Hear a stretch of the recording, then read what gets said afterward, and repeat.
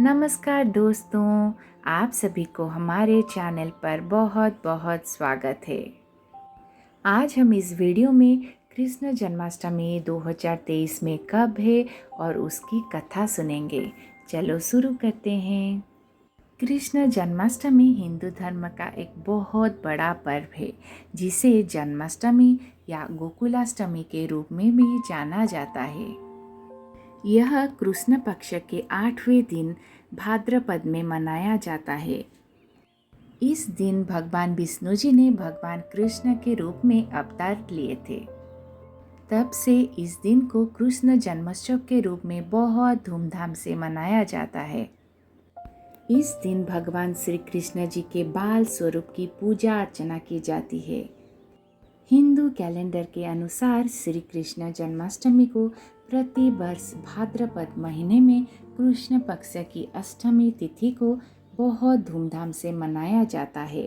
भगवान श्री कृष्ण जी का जन्म मथुरा नगरी के दुष्ट राजा कंस के कारागार में माता देवकी और वासुदेव की 8वीं संतान के रूप में जन्म हुआ था।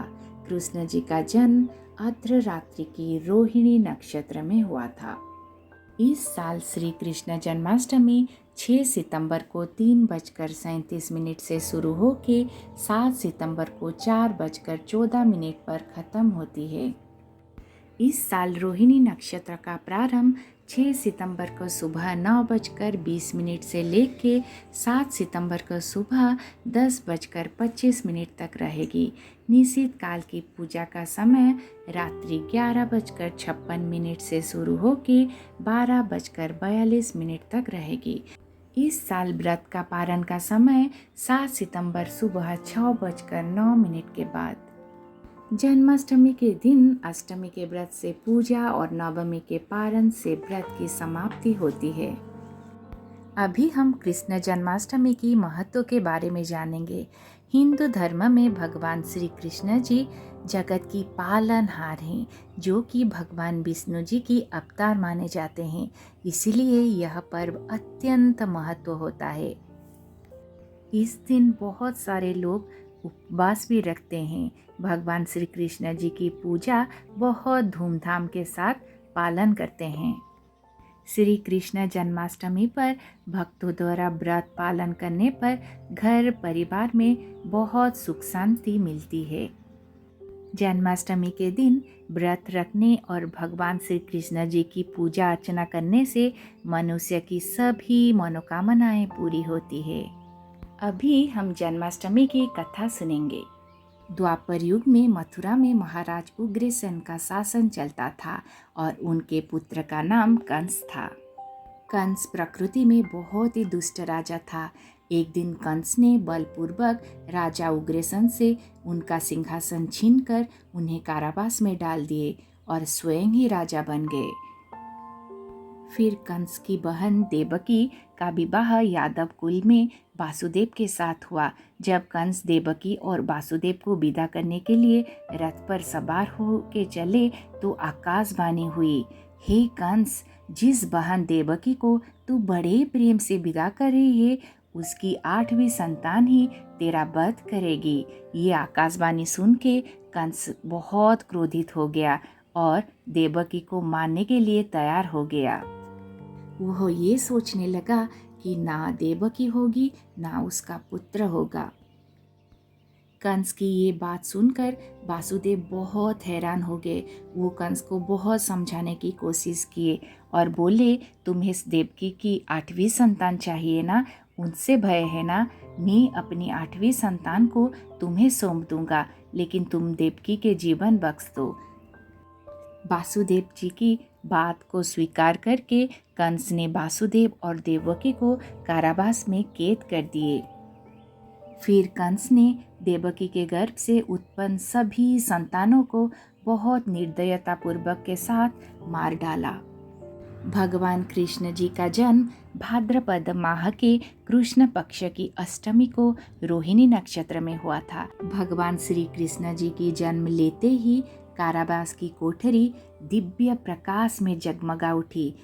फिर भगवान विष्णु ने अपना चतुर्भुज रूप में प्रकट होकर वासुदेव और देवकी जी से कहा कि आप मुझे तत्काल गोकुल में नंद जी के घर पहुंचा दीजिए और उनके घर जन्मी कन्या को लेकर कंस को सौंप दीजिए। वासुदेव जी ने बिल्कुल वैसा ही किया जैसे भगवान विष्णु जी का आदेश था।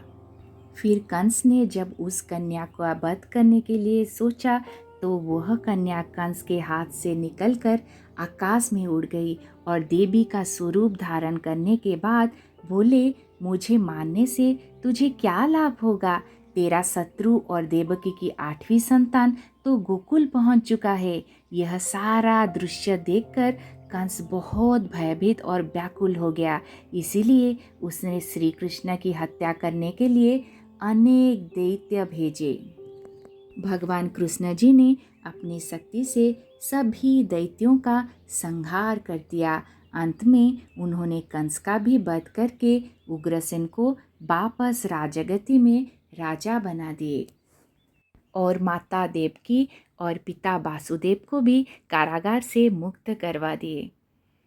नंद के घर आनंद भयो, जय कन्हैया लाल की, हाथी घोड़ा पाल की, बोलो जय कन्हैया लाल की। आप सभी को जन्माष्टमी की हार्दिक शुभकामनाएं।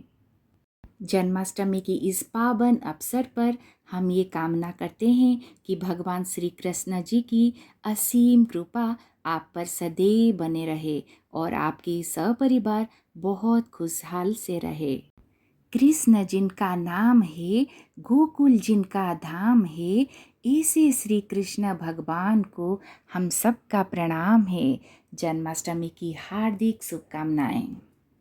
श्री कृष्ण गोविंद हरे मुरारी, हे नाथ नारायण वासुदेव, एकमात्र स्वामी सखा हमारे, हे नाथ नारायण वासुदेव। जय श्री कृष्ण। इस जन्माष्टमी के अवसर पर आप पूरे परिवार को बहुत सारे बधाई और हार्दिक शुभकामनाएं। आप हमेशा वैभव, ऐश्वर्य, उन्नति, प्रगति, आदर्श, स्वास्थ्य, प्रसिद्धि और समृद्धि के साथ आजीवन सुख शांति से रहे। जन्माष्टमी की ढेर सारे शुभकामनाएं। हमेशा आपके जीवन पर भगवान श्री कृष्ण जी की सदा आशीर्वाद रहे और आपके जीवन खुशमय रहे। इस जन्माष्टमी की ढेर सारी शुभकामनाएं और बधाई। आप सभी को कृष्ण जन्माष्टमी की हार्दिक अभिनंदन। अगर आप हमारे चैनल पे नए हैं तो इसको लाइक कीजिए, शेयर कीजिए और सब्सक्राइब करना मत भूलिए। फिर मिलते हैं अगले वीडियो पर।